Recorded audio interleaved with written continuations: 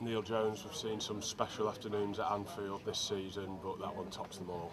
Yeah, absolutely. I think Anfield's a stadium that's famous for its great nights, isn't it? Great European nights, and you talk about that. I think that was an afternoon that sort of ranks among those things there. Those great moments, really.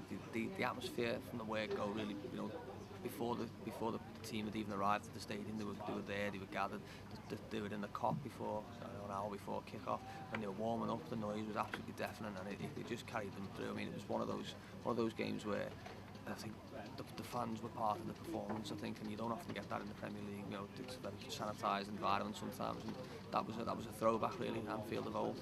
Yeah, you sometimes say, don't you, the cop sucks the goals in, and that happened after 6 minutes, didn't it? Absolutely. Well, start. Funny enough, City turned Liverpool around and made them attack the cop first, and I don't know whether they were thinking that it'd be better for them in the second half to not have Liverpool sort of playing in front of the cop, but it just seemed to be a will in that first half hour, especially. Liverpool just were going forward, and every time they went forward you felt like they were going to score. Obviously a great first goal from Raheem Sterling, and then another one from Martin Scale, and at that point you were thinking it could have been another 3, 4, 5-0 at that stage, but obviously it became a lot more difficult.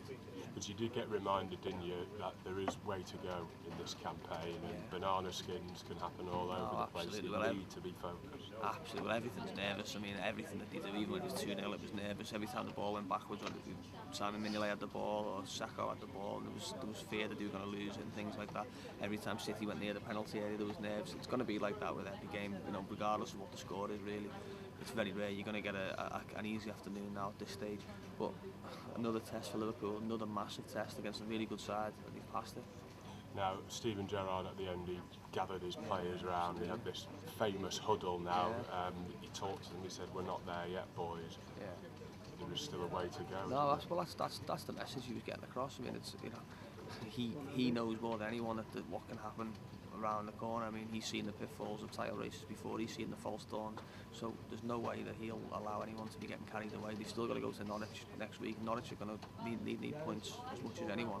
So it's going to be a tough game. They've got Crystal Palace away, which is dead and banging form. They've got Chelsea to come to Anfield, and obviously, if, for example, they were playing Newcastle on the last day, needing to win, it might look an easy game on paper, but it'll be a lot harder when they know, of course, that's what's riding on it. So it's got to be 4 difficult games, 4 cup finals, if you want to borrow an old cliche, but massive ones for Liverpool, and you wouldn't back against them, I don't think, in this kind of form. That's it, 'cause we've talked about the title race for a few weeks now, but really the initiative is Liverpool's. Yeah, absolutely. I mean, the bookmakers make them odds-on favourites now, which they don't often get it wrong, the bookmakers. They don't often take too many risks with things like that. They can see that Liverpool are the form team in the Premier League, 10 straight wins, regardless of what your position is. I mean, if you get 10 straight wins in the Premier League, it's an incredible achievement, and they're in unbelievably good form, Liverpool. You've just got to keep it calm for another 4. I mean, to win the league, they're probably going to have to win 14 straight games, and I think anyone who does that deserves to win it. But you wouldn't, as I say, you wouldn't back against Liverpool because they seem to be able to pass any kind of test that put in front of them.